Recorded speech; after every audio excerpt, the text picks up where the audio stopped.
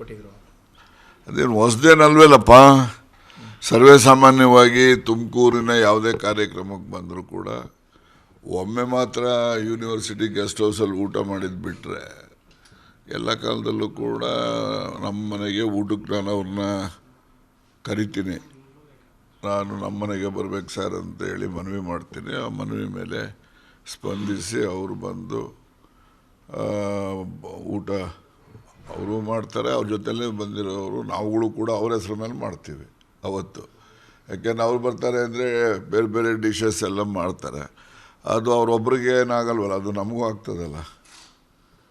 ಹಾಗಾಗಿ ಊಟ ಮಾಡಿದರೆ ನಮ್ಮ ಮನವಿ ಮೇರೆಗೆ ಆಗಮಿಸಿ ಅವರು ಮಧ್ಯಾಹ್ನದ ಊಟ ಮುಗಿಸಿದ್ದಾರೆ. ಅವ್ರ ಜೊತೆ ನಾವು ಎಲ್ಲ ಊಟ ಮಾಡಿದ್ದೀವಿ. ನೀವು ಮಾಡಿದಿರೋ ಬಿಟ್ಟಿದಿರೋ ಗೊತ್ತಿಲ್ಲ ನಮಗೆ. ಮಾಡಿದರೆ ಭಾಳ ಸಂತೋಷ, ಮಾಡಿಲ್ಲದೆ ಇದ್ದರೆ ವಿಷಾದ.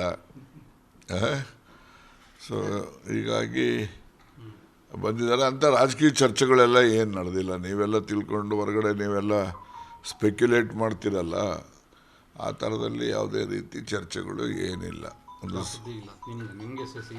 ನಮಗೇನು ಸಿಹಿನೂ ಇಲ್ಲ ಕಹಿನೂ ಇಲ್ಲ, ಸದಾಕಾಲ ಸಿಹಿನೇ ನಮ್ಮದು.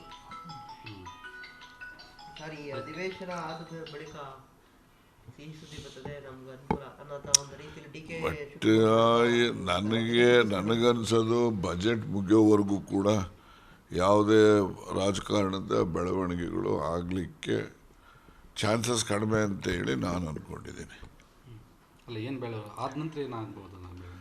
ಈಗ ನೋಡ್ರಿ, ಎರಡೇ ಥರ ಇರೋದು. ಒಂದು, ಸಿದ್ದರಾಮಯ್ಯನವರಿಗೆ ಕ್ಯಾಬಿನೆಟನ್ನು ಎಕ್ಸ್ಪ್ಯಾನ್ಷನ್ ಮಾಡಲಿಕ್ಕೆ ಅಥವಾ ರೀಶಫಲ್ ಮಾಡಲಿಕ್ಕೆ ಕೇಂದ್ರದ ಸಮ್ಮತಿ ಕೊಡ್ತಾರೆ ಅಂತ ವಿಶ್ವಾಸ ಇದೆ. ಕೊಟ್ಟರೆ ಅವರೇ ಪೂರ್ಣವಾಗಿ ಇರಬಹುದು.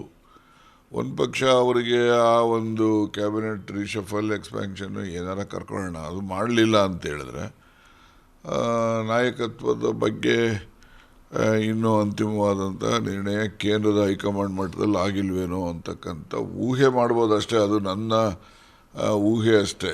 ಅದೇನು ನಿರ್ಣಯ ಅಂತಾಗಲಿ ಅಥವಾ ನಡೆಯುತ್ತೆ ಅಂತೇಳಿ ಕರಾರುವಕ್ಕಾಗಿ ಹೇಳ್ತಕ್ಕಂಥದ್ದಕ್ಕೆ ಸಾಧ್ಯ ಇಲ್ಲ. ಶಿವರಾತ್ರಿಗೆ ಏನಾದರೂ ಕ್ರಾಂತಿ ಆಗ್ಬೋದು. ಶಿವರಾತ್ರಿಗೆ ಕ್ರಾಂತಿ,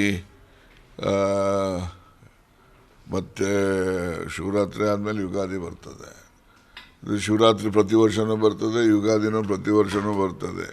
ಶಿವರಾತ್ರಿ ಆದಮೇಲೆ ಕ್ರಾಂತಿ ಅಂದರೆ ಯಾವ ಇಸ್ವಿ 26 ಶಿವರಾತ್ರಿನೋ 28 ಶಿವರಾತ್ರಿನೋ 28 ಶಿವರಾತ್ರಿನೋ ಯಾರನ್ನಾರು ಜ್ಯೋತಿಷಿಗಳನ್ನ ಕೇಳಿ ನಂತರ ಹೇಳ್ತೀನಿ. ಎಲ್ಲಿದೆ ಕ್ರಾಂತಿ? ಯಾರು ಹೇಳ್ದವ್ರು? ಯಾರು ಸಿಹಿ ಸುದ್ದಿ ಬರ್ತದೆ ಅಂತ ಅಂದರೆ ಸ್ವೀಟ್ ತಿಂದರೆ ಅದೇ ಸಿಹಿ ಆಗಲಿಲ್ವಾ? ನೋಡಿ, ಸಿಹಿ ಸುದ್ದಿ ನೀವೇ ಕೇಳಿದ್ರಿ. ಏನಾದ್ರು ಅದು ಇದು ರಾಜಣ್ಣವ್ರದ್ದು ಅಂತ. ರಾಜಣ್ಣವ್ರದ್ದು ಏನು ಸಿಹಿ ಸುದ್ದಿ ಇದೆಯಾ ಅಂದರೆ ಬರ್ಬೋದು ಸಿಹಿ ಸುದ್ದಿ ಅಂತ ಹೇಳಿದ್ರು ಅಷ್ಟೇ. ಸಿಹಿ ಸುದ್ದಿ ನೋಡಪ್ಪ, ನಮಗೋಸ್ಕರ ಸಿಹಿ ಸುದ್ದಿ ಅಲ್ಲ. ನಮ್ಮ ಪಕ್ಷ ಇನ್ನೂ ಹೆಚ್ಚು ಶಕ್ತಿಶಾಲಿಯಾಗಿ ಆಗಬೇಕು. 2028ಕ್ಕೆ ಮತ್ತೆ ಅಧಿಕಾರಕ್ಕೆ ಬರಬೇಕು.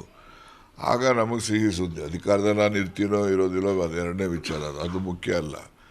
ಆದರೆ ಪಕ್ಷದಲ್ಲಿ ಕಾರ್ಯಕರ್ತರಿಗೆ ನಾನು ಒಬ್ಬ MLA ಆದೆ ಅಂತ ಇಟ್ಕೊಳ್ಳಿ, ನನಗೆ ಎಷ್ಟು ಜನ 2-3ನೇ ಹಂತದ ಕಾರ್ಯಕರ್ತರುಗಳು ಕೆಲಸ ಮಾಡಿರ್ತಾರೆ. ಈಗ ನಂದು ಮುಗಿತಪ್ಪ, ನನಗೂ ವಯಸ್ಸಾಯಿತು, ನನಗೂ ಎಲ್ಲ ಅಧಿಕಾರ ಕೊಡಿಸಿದ್ದಾರೆ ಕಾರ್ಯಕರ್ತರು, ಮುಖಂಡರುಗಳು. ಮುಂದಿನ ದಿನಗಳಲ್ಲಿ ಅವರು ಕೂಡ ಅಧಿಕಾರಕ್ಕೆ ಬರಬೇಕಲ್ಲ. ಅದಕ್ಕಾದರೂ ಕೂಡ ನಾವು ಅವರಿಗೆ ವಾಪಸ್ ಏನಾದರೂ ನಮ್ಮ ಕೈಲಾದ್ದು ಮಾಡಬೇಕಲ್ಲ. ಇಲ್ಲ ಅಂತೇಳಿದ್ರೆ ನಾವು ಸ್ವಾರ್ಥಿಗಳಾಗ್ಬಿಡ್ತೀವಿ. ಹಾಗಾಗಿ ಈ ಜಿಲ್ಲಾ ಪಂಚಾಯಿತಿ, ತಾಲೂಕ್ ಪಂಚಾಯಿತಿ, ಈಗ ಗ್ರಾಮ ಪಂಚಾಯಿತಿಗಳು ಅವಧಿನೂ ಕೂಡ ಅಂತ್ಯ ಆಗ್ತಾಯಿದೆ. 1 ತಿಂಗಳು 2 ತಿಂಗಳಲ್ಲಿ ಎಲ್ಲ ಆಗ್ತವೆ. ಅವೆಲ್ಲ ಚುನಾವಣೆಗಳನ್ನು ಕೂಡ ಆದಷ್ಟು ಜಾಗ್ರತೆ ಮಾಡಬೇಕು ಅಂತಕ್ಕಂಥದ್ದು ನನ್ನ ವೈಯಕ್ತಿಕ ಅಭಿಪ್ರಾಯ. ಮತ್ತು ಈ ಬಗ್ಗೆ ನಾನು ಸಂಬಂಧಪಟ್ಟವ್ರ ಜೊತೆಯಲ್ಲಿ ಒತ್ತಾಯನೂ ಕೂಡ ಮಾಡಬೇಕು ಅಂತಕ್ಕಂಥ ಒಂದು ತೀರ್ಮಾನಕ್ಕೆ ಬಂದಿದ್ದೇನೆ.